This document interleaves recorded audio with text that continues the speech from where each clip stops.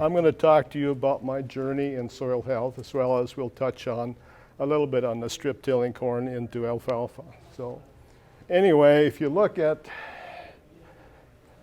they didn't see if to have a pointer here, so I had some wire in the back of my trunk, so that's what I'm using.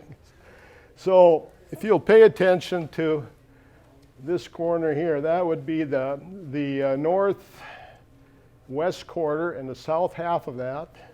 And this over here is the southeast quarter. I'll be referring to this one as S&D 75 later in the presentation. And this is S&D 142 north. They're both into alfalfa right now, or have been. So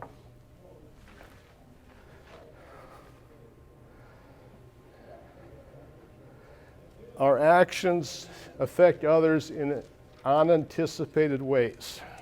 I've got a couple of stories to tell you.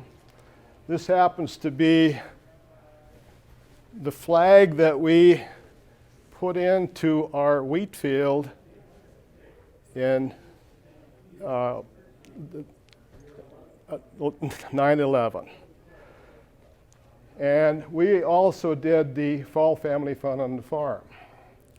We had numerous people from the air base flying over, taking pictures of that flag.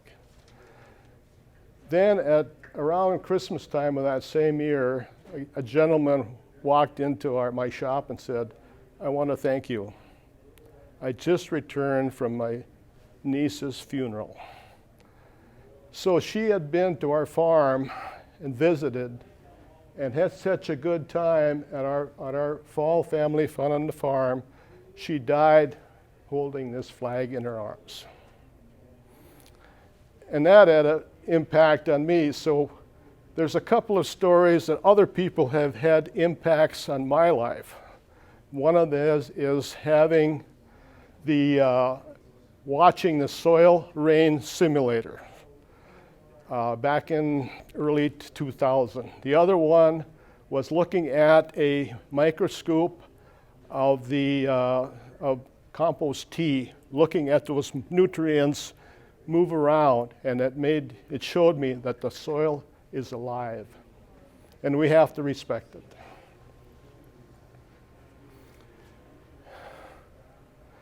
This happens to be a clay hill.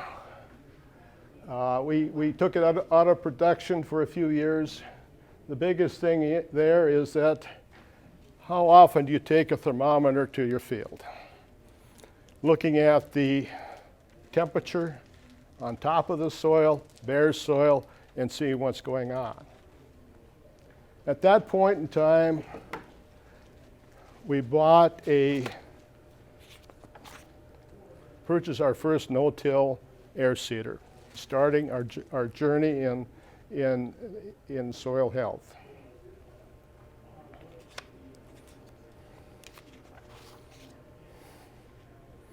Along that same line in 2014, we bought a compost turner.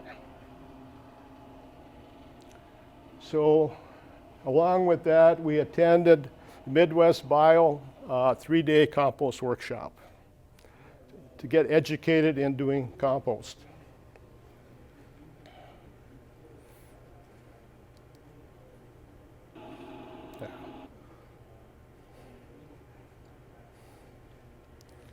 At the same time, we did our complete soil test on our fields, mainly looking at this point, we're looking at organic matter. In 2014, 2023, that one field that you saw, S&D 75.9, then most of the the things we're going to be dealing at today, we're going to be looking at this particular field, D64. We gained 1.5% organic matter. You need a benchmark out there to know what you're doing to start with. We bought this spreader in 2015 along with a John Deere 7420 to do to run the the compost turner. You need an IVT transmission tractor. Anytime you're doing compost, you have to go as slow as you possibly can. We finished our last field of compost. We applied 8,000 pounds to the acre on a field this last fall. So this particular machine is for sale.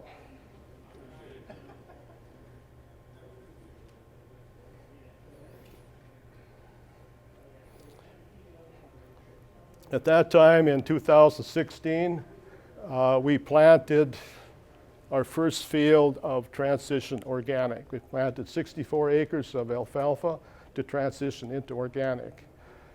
So you can read on the side here, protect and increase your microbes that live in the soil. The microbes in the soil are the soil food web.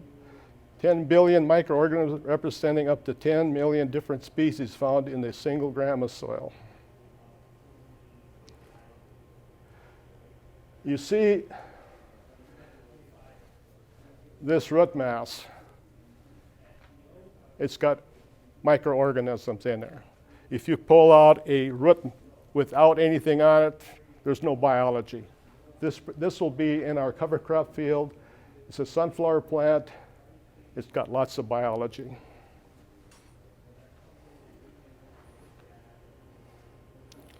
In 2017,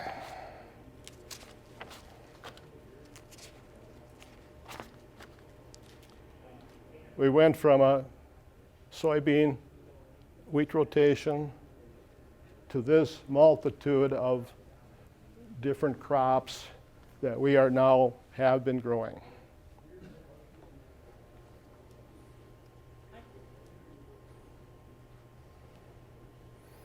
2018, we started the Johnson compost system we call BEAM, Biological Enhanced Agricultural Management. I got we built 6 of these bins. They're 4 by 4 by 5. There are 9 different holes in those bins when you fill them. So you fill them with material, compost material or whatever, and after that, you let it set for about 24 hours and let it settle. You pull the tubes out. Once you do that, once the temperature gets down below 80 degrees, you add your worms. And the worms will do the rest, will do the work for you. This is what you call static compost. I have a different system here, which was just taking a shuttle, lining it with landscape fabric. We had 4 different holes of 4-inch tubing. Fill it up and let the worms go to work. The only thing you have to do is keep it in a heated area so it doesn't freeze, and keep the moisture at 70 degrees. So I've got some compost samples here. The one with 2023 this has only been going since October. The other one is a finished product.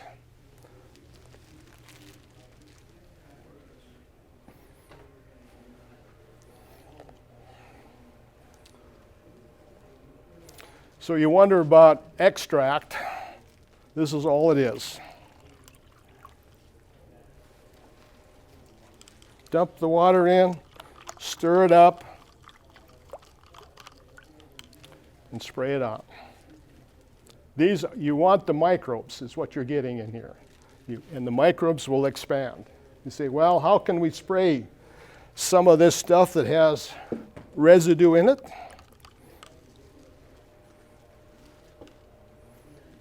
A boominator nozzle. This nozzle will spray 23 feet. It's got I would guess, a 1/4-inch hole in it. Take all of the filters out of your sprayer and go to work.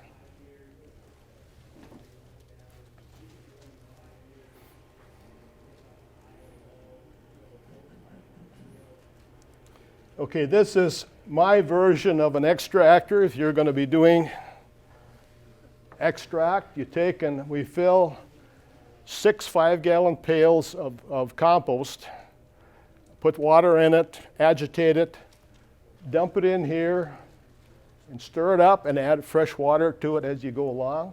There's an escape in there there's an auger that goes with a screen on the bottom. It'll filter out a lot of that residue in there, as well as it'll sift to the bottom. There's also a spring air pump in here to aerate it, and this will do, in those 6 pails, you'll have enough extract to do 80 acres at about 15 gallons per acre. So we put it down in the furrow at seeding time, and if you have interest in any of this stuff, go to the Johnson Sioux static compost.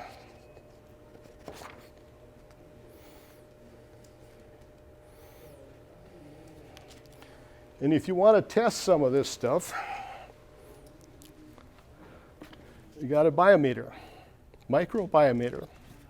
It's a test that you can do on your own farm. It takes 20 minutes and very cost effective. One of these kits to do 10 tests will cost you $135. Your refills are cheaper. So it'll give you the total microbes that are in that sample, and it'll give you the breakdown of bacteria to fungal. Most of our soils, especially the regular composting soils, are highly bacterial based. In our farming operations, to get soil health, you need to have about a 50-50 ratio between bacteria and fungal to get your job done. So this will help you in your total health, soil health process. I just read in Successful Farming, in the January issue, is growth in crop biologicals is now forecast to outpace that of conventional ag chemicals, with a compound annual growth rate of 14% through 2029. So you know that there's a lot of these companies are going to be trying to sell you, maybe they call it snake oils or whatever you have, but you can do your biologicals for your own operation very inexpensively. I got my first organic certification in 2019, and we bought our hay equipment after that to sell into the organic market.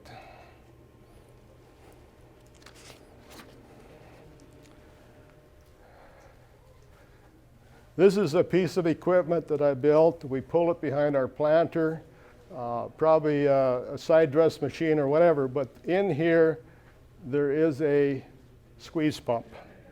I have a 1222, so there's a 12 outlets in this squeeze pump.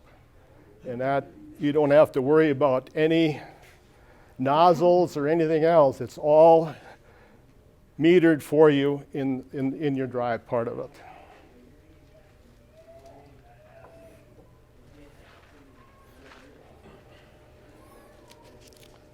Okay, this is it.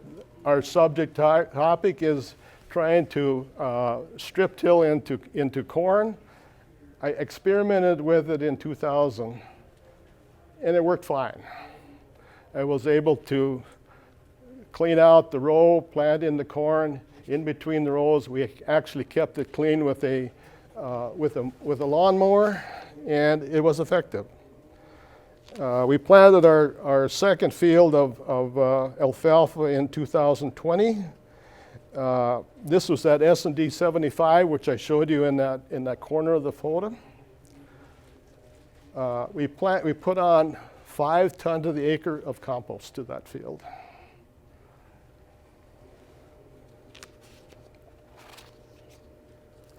And I'll show you the difference between in future slides here, the difference between the infiltration on that field versus the one of the other quarter.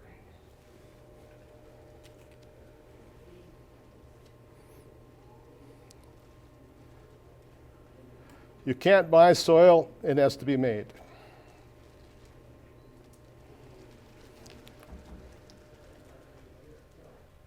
This is there's a fourth cutting of that same field. This is my grandson, and if you're familiar with hay at all, 27% protein, relative feed quality, 267%. Today's market, that probably would be worth $360 a ton.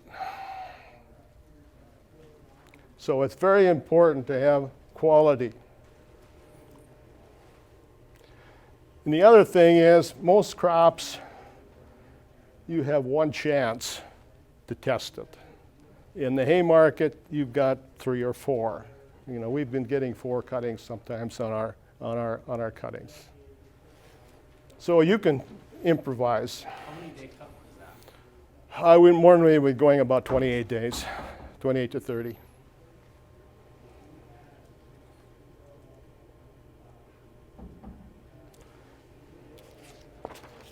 There's a couple pieces that I've played around with.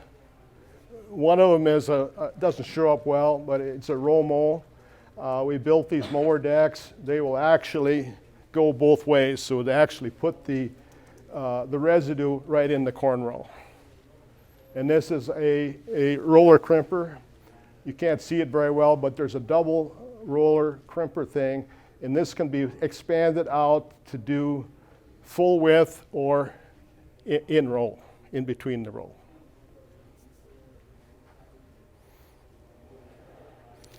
That in 2021, we got a SARE grant to do the strip till corn into standing alfalfa. In 2021, I struck out, my first strikeout. It dried out, it didn't grow. So we actually ended up continuing with our alfalfa operation.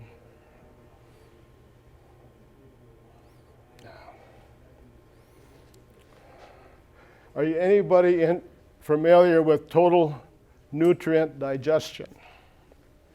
Okay, we did that on our crops in 2022. And that'll tell you how many pounds, and this is that D64, that alfalfa field. This will tell you how many pounds of nutrients you have of every different nutrient in your soil. In most people's farming operation, it'll go for generations. We just have to cap into it. That's the critical part of it. The air we breathe is 78% nitrogen. But to capture that, your soil has to breathe. According to the guy at Soil Works, Glenn, I don't know if he's here, but anyway, just listened to one of his webinars not very long ago. And if you use a pedometer and put it in the ground, if it goes to 200 pounds, that's as far as it'll breathe. So you need to be able to get that air moving and breathing into your soil. Now, if I can get this converted now, I'll be in good shape.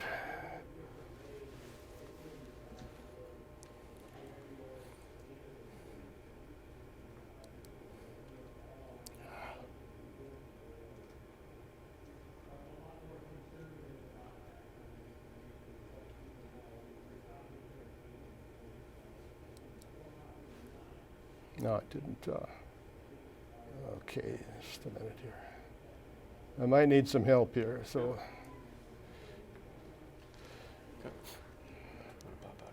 I didn't click the right one. That's fine. I can find your mouse. Let's exit that quick. Where's your mouse at? Here, you can here's the mouse here if you want to use this one. Yeah, there it is. Let's end slideshow. There it is.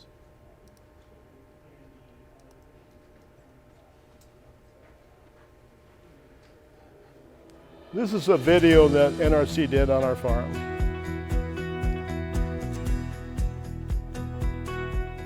This is where I grew up, on this farm here. I was out of the farming operation for about 8 years prior to coming back to start farming in 1978.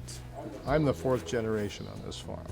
I think this farm was homesteaded in 1880, and I want to bring it back to better production and soil health. We're probably one of the only people in the last 2 years that we didn't have our soils blowing.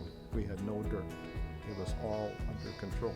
When I first started farming, what would be the typical farming operation? We grew wheat, barley, and edible beans. Did the full tillage operation as far as plowing and everything that you shouldn't be doing. This was the 6th year of alfalfa farming operation. Well, it was what they grew up with, and that's what they were taught, and nobody questioned it from the very beginning. I think in probably 12 years into my farming operation, we started looking at different ways to do the farming and to eliminate the tillage on the operation. It started in probably the early 2000s. I'm not even sure of the date, but I attended a soils workshop. We did the slate test here, and even after 24 hours, that was still there. Really question the way we're doing our operation, and to see how. And that was the neighbor's field that filtered out that soil. And the conventionally grown soil, it was dry on the bottom, no water, it all ran off the top. So the soil needs to breathe, and it needs to accept the water and let the microbes do their work. My wife and I, we went around and we gathered the samples and we did the soil infiltration. We started on a field by our own farm, and we put 444 millimeters of water into this container, which is an inch of water. And my wife said, this is going to take us all day to do all this. And we quit at 45 minutes, and it was still not all go through there. I think it's important that if you don't measure something, how can you fix it?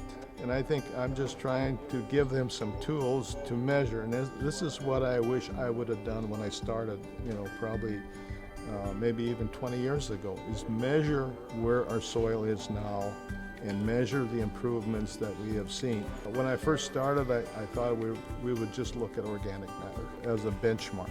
Well, that is important, but it's such a small segments. So I look back, and in 2014 we tested all of our fields for organic matter. On those sheets we do have the change from over this time period.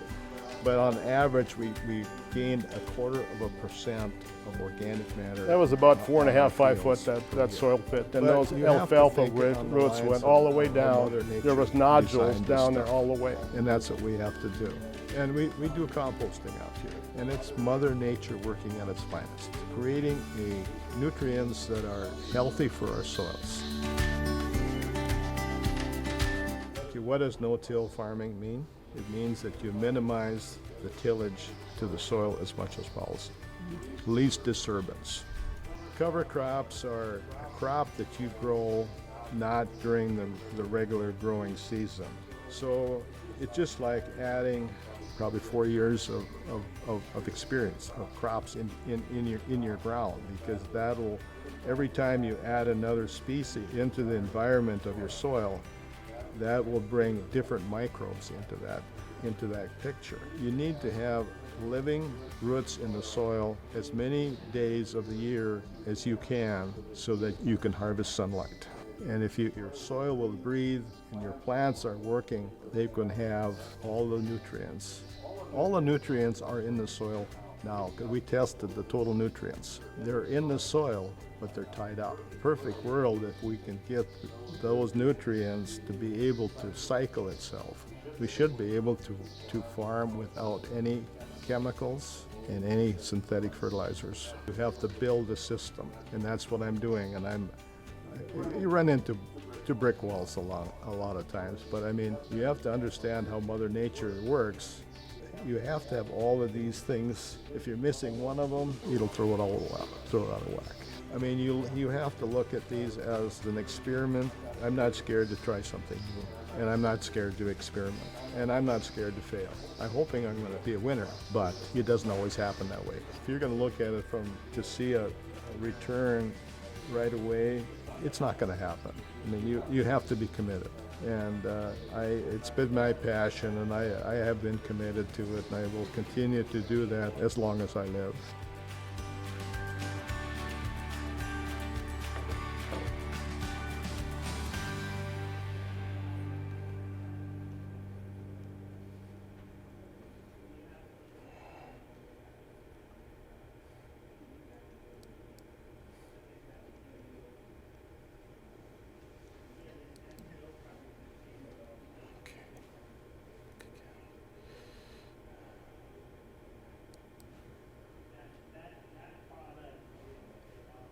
Okay.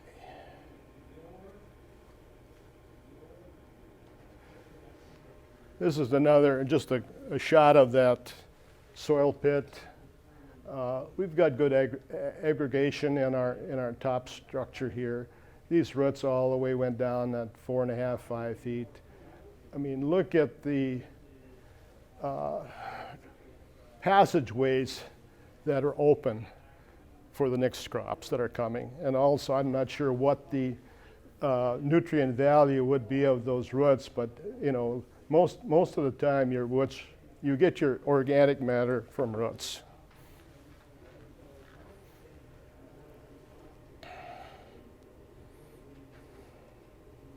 Let's see here. Okay. I think we missed. Oh, I missed my challenging part here.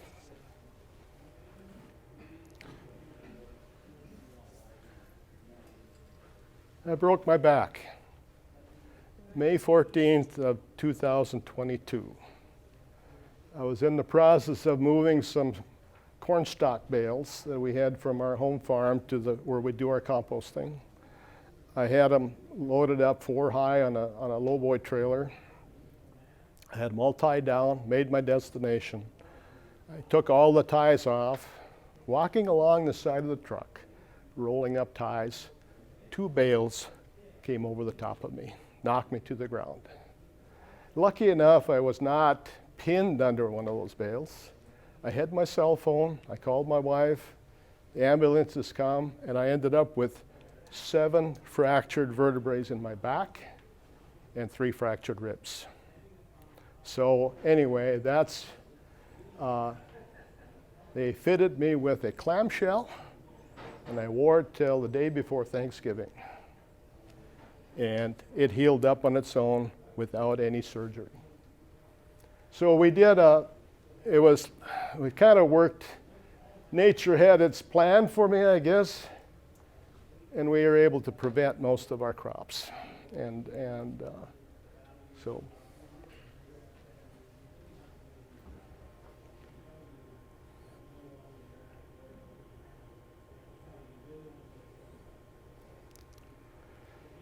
So I was not able to do much with our SARE grant for 2022, and also in 2023. It was dry, so I went to Plan B on our process. So I'm a no-tiller. I really had second thoughts about working this field up, but that was my only choice. So I went in and we took off the first cutting of alfalfa, let the second cutting grow up, and shredded it down. And I figured, well, I threw the spikes in the back of the pickup on our chisel plow. So I figured, well, I had the sweeps on there, so I hooked up to the chisel plow, and the 16-inch sweeps were able to go in the ground. So I worked the death out of this field, smoothed it out, and my plan was, as soon as I can get roots growing again, I want to do it. So we went to this mixture. We got cool season grasses and broadleaves, warm season grasses and broadleaves. There's 8 different species in here. We have barley, number of seeds, oats, radishes, brown flax, black oil, sunflower, baldy, safflower, okra, and sorghum Sudan. This was our rotation, our mixture. There was 790, or just about 781,000 seeds per acre. The amount was 35 pounds per acre and a cost of $33.50 per acre.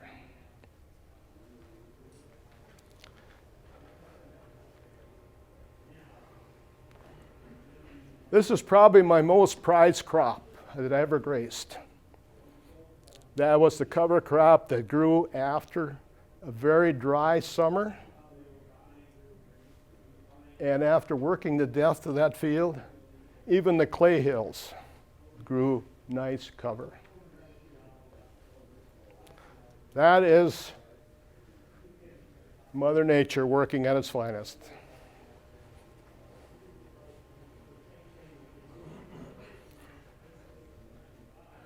We took a test on that. There was 8.55 pounds in a 3-foot square. That was the amount of residue that was there. We calculated it out. Fresh weight would be about 41,000. Dry weight was about 5,214 pounds of dry matter per acre. I think the carbon to nitrogen ratio on that was a little over 15. So I'm not sure how much of that will be available for this coming year, but my objective when I talked to Green Cover, I said, well, I want the cover crop to get as much residue on the surface as I can. Hopefully we can suppress the weeds for next year's crop. So that's what we did. So this is what it looks like today. It all died off, and we have snow cover on there, contrary to a lot of our other fields in the neighborhood.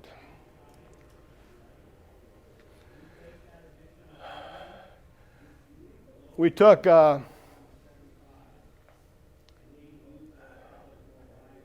Haney test we did end of September. We talked about infiltration. Probably some of the most important things that you need to be looking at is how your fields infiltrate.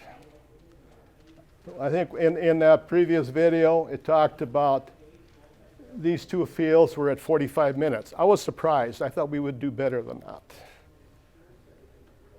The field, kitty corner across there where I showed you, was 5.2. So why would this be at 45, this be at 5.2? It kind of baffles my mind, but that field had 10,000 pounds of compost put on it, and it had alfalfa for several years.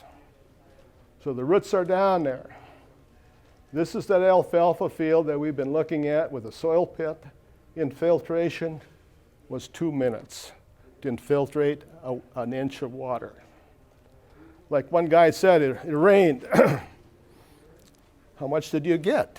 I got it all because it's all soaked in. Most people can't say that. The national average for infiltration, believe it or not, is a ½ inch in an hour. That's all that will go into people's fields. So we had a river bottom field, a little over a minute. And this was that high ground that I looked at in the early picture. That one took it by 2. It's probably our poorest field. Are you anybody familiar with soil respiration in your Haney test? I think that the Haney test has got a lot of merit, and it'll tell you a lot about how your biology is working in your soil. If you look down here, you've got above average, high, high, and so forth. But this field here, this D75, is probably our best field. It's got the highest numbers, should be greater than 2, this is the organic carbon. If you don't have organic carbon, there's no use putting biologicals on there because there's no food for them. You need the food for them. MAC is a combination of things. You need between 50 and 70. Some of them were not, most of them except this one here is poor fertility, and also this one here.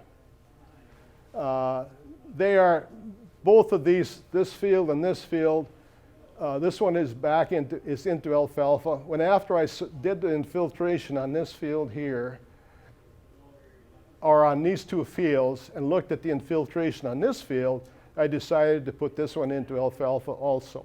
So we put about 2 tons to the acre of compost on it, seeded into alfalfa. This field now hasn't been tested since we got the compost put on it this last fall. We put 8,000 pounds to the acre on that field of compost. So I'm hoping in time that this infiltration will improve. And the organic nitrogen, if you're under 1, you probably got too much synthetic fertilizer in your ground. This one is over 3.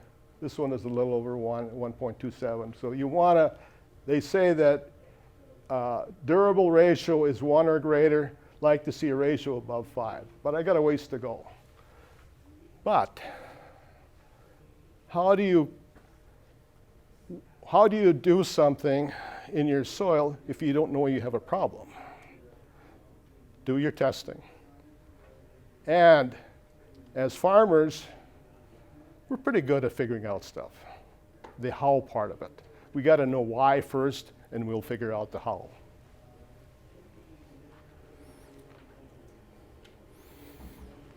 I was concerned about digging that field up, how it would affect the soil tests.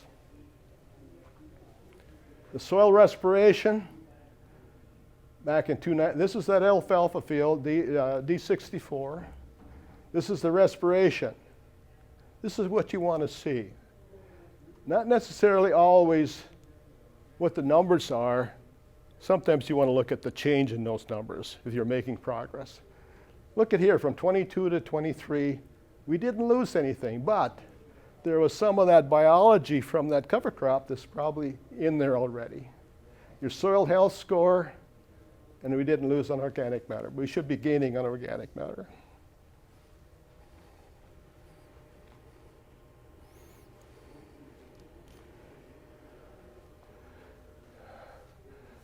This was that clay top hill. It's our porous field. How would you like to have a factory like that, absorbing your photosynthesis? That's the size of my hand. It's not as high, but at the same time, this is clay top.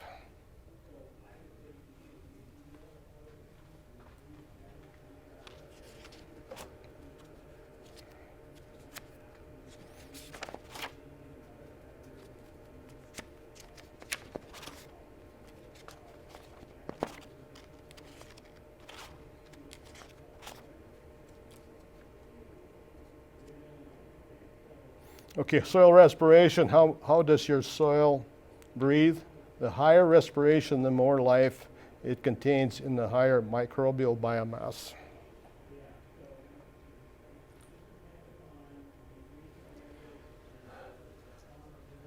This is the soil test on that alfalfa field, or the Haney test. You can see some of these indicators right here.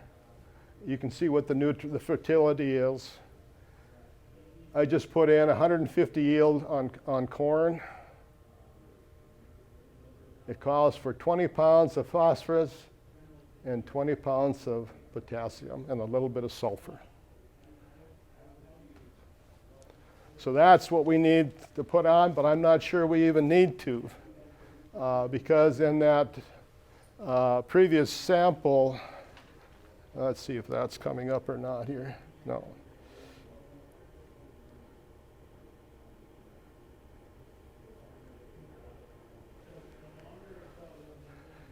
If you figure it out, maybe not all of this will be available, But I just took the nitrogen, phosphorus, and potassium.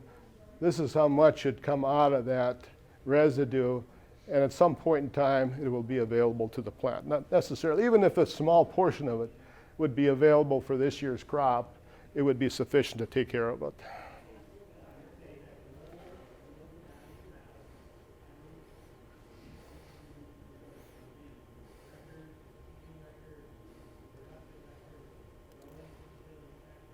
Regenerative agriculture is a system of farming that applies the principles of soil health to the practice of farming and ranching. I think I have pretty much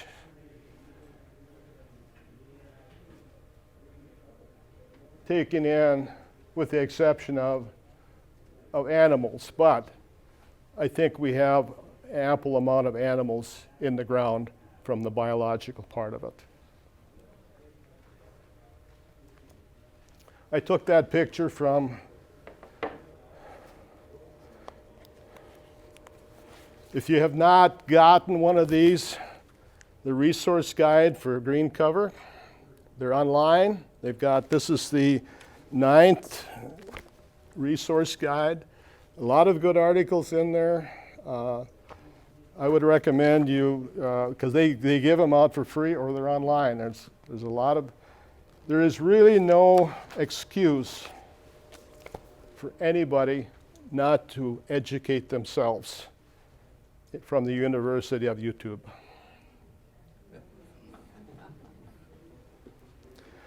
I guess I forgot a story here that my wife was talking to one of our neighbors, and she asked what Steve was doing. He said, he's making compost tea. Are you getting it from Starbucks? So that's the mentality out there of what's going on.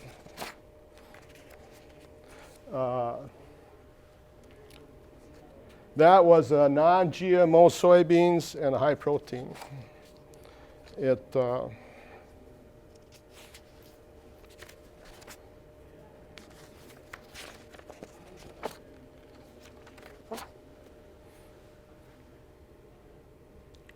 Questions? Go ahead. How are you getting as much compost as you are? Are you making it all yourself? And what's the I am making it all myself. and the ingredients for it are from? The ingredients are from our own farming operation as far as the straw, alfalfa. We usually take all of our moldy alfalfa, and grind and put it through the turner.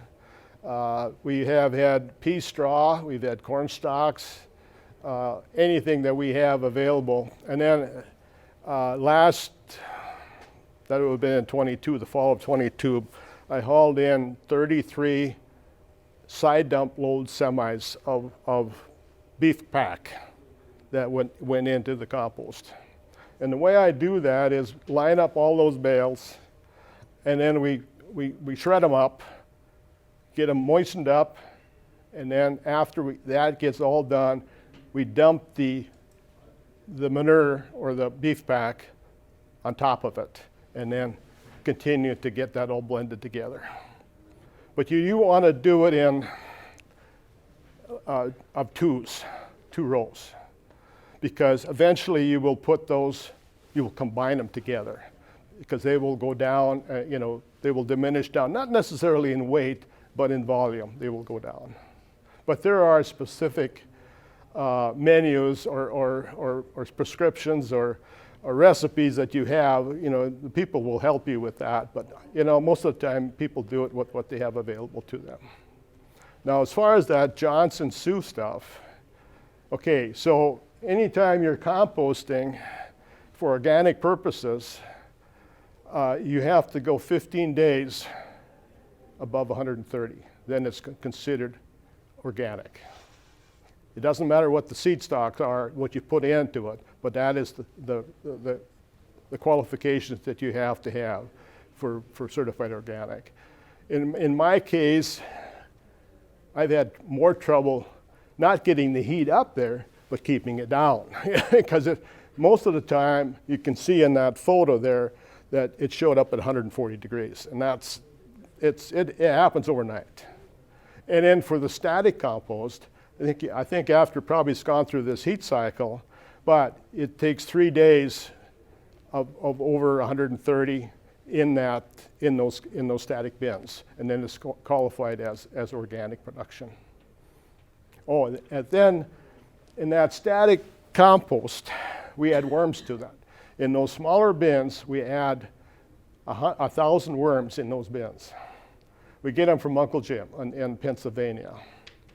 Those worms, according to the label, they will double every 90 days. So at the end of that 1 year time frame, there should be 16,000 worms in those bins. They're doing the job. I mean, they're the castings. And this is high-powered, very beneficial extract that you can put down your furrow with minimum cost.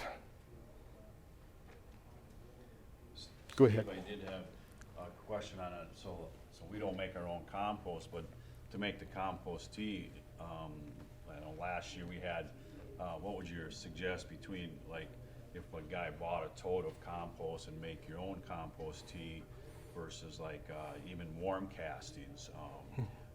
Are they both the same or one or the other? You'd have to have them tested. I mean, you know, okay, I don't know. If you know the difference between extract and tea, extract is what I've been doing in here is just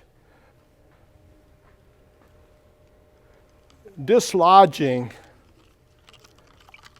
the microbes from the soil or for whatever your nutrients are. Okay, when you do the tea, you're adding nutrients to that, and you're probably 24, 48 hours, and you're feeding it, and they're growing, and you have to apply it within a certain time frame, otherwise they will die because there's no oxygen in there to keep them going. But sometimes you would add, like this last spring, we added liquid fish, some kelp, and humic acid to our blend, and we did not aerate it for long periods of time. We just mixed it together, and you've got a longer shelf life that way. Now, is that what you do? Like when you stir that? Yeah, that's just you extract. got a longer shelf life. Yes. That you can apply it Yes. wherever you Yeah. need to. So You still want to get it done in a relatively short period of days, time. 2-3 days. Yeah. So. Okay. But if you add something to it, you got And then brew it, and then add that oxygen. That's where those spring air pumps come in. Yeah. You know, you can aerate that stuff, keep it in suspension. I mean, this is magical stuff, not magical stuff, but it's just like a manufacturing company, or more Ford Motor, Chrysler, GM. The microbes will feed the system just in time. Okay, there is a chemical communication between the plant and the microbes. The plant, according to John Kemp with AEA, photosynthesis for the plants is only operating at 20%. So you're losing out probably 30% of the sugars that you could be putting into your soil. To build aggregate structure comes from photosynthesis, providing the exudates for the sugars going through the root ends, and then also then through the microbes in turn feed the system with the nutrients that go back into the plant. So Mother Nature is, you don't want to get in its way. Just get out of the way and let me do our thing. What we have been doing all these years, we've been kind of killing Mother Nature, or not working with her type of thing. So go ahead. I'm sorry if you answered this question already, but how many years will you keep in alfalfa field? This last one was too many. I think 3 would be good, and that's part of the reason that with this putting the alfalfa into our planting corn into standing alfalfa, I think I went too long. This was drier ground in the first place, and you go down those 4 or 5 feet in there and suck that moisture out of there. I think it's too long. When we did it at 4, I think it was 4 years, it worked okay, but anything beyond that, I think it's unreasonable. I think 3 is, wouldn't you agree? You're doing about 3? Yeah, and I think that's good. 3 years. But anyway, this was 7, and that's way too long. I mean, but I had to figure out what I'm going to do. Converting to organic with alfalfa is relatively simple because you're cutting it all the time. I mean, you're eliminating your weeds, and now I have to really think through this process when I start planting conventional crops into this organic ground. So I need your help. I need everybody's help. So if you got any good suggestions, well, I appreciate it. But anyway, it's the biology part of it. I just feel that that particular field that we did the alfalfa, we had the chemicals, we had the biological, and we had the physical. Because the physical, we look at the aggregate structure, we looked at the infiltration, we look at the health chart as far as the nutrients. They were basically there, not too bad, and the chemicals were there. I mean, so we've got the 3 components, and hopefully we have a good basis for next year's crop.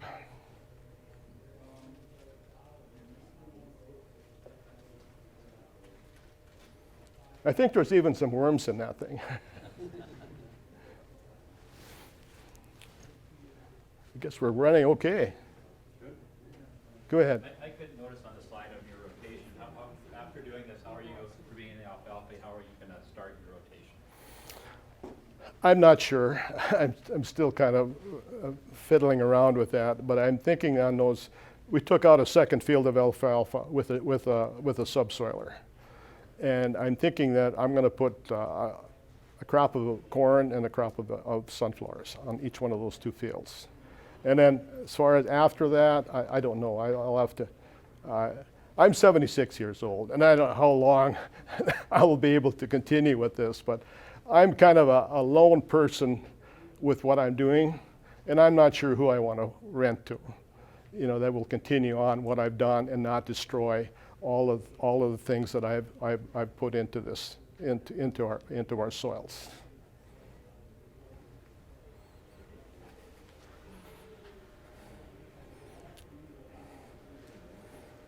Were you conventional before you started? I'm still conventional, part of it. Yeah. I'm gradually working my way. My journey started with no-till. I've kind of worked into these different areas. But I like this statement: soil is not lost because we farm. Soil is lost because how we farm. And I think most people are guilty of that. And like in that video there, we didn't have things that were blowing. Our neighbors, we had, where we lived, there was a field just right on the edge of us, and we were indicted with dirt.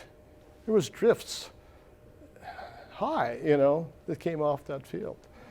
And even driving here yesterday, even as we have an open winter, but yet there was probably ice cover, but there was still snow in the ditches. I mean, dirt, It kind of makes you cringe how much soil. And I think if people had to pay for the loss of their topsoil, they would probably do things differently. There is no silver bullet out there. I don't know if you're familiar. I'm assuming most people probably know Dwayne Beck, and he said it's a systems approach. I mean, you have to approach it there, and you're not going to always win, but if you don't try, you're not going to gain. You've got to do things to help preserve your soil and build your soil back up.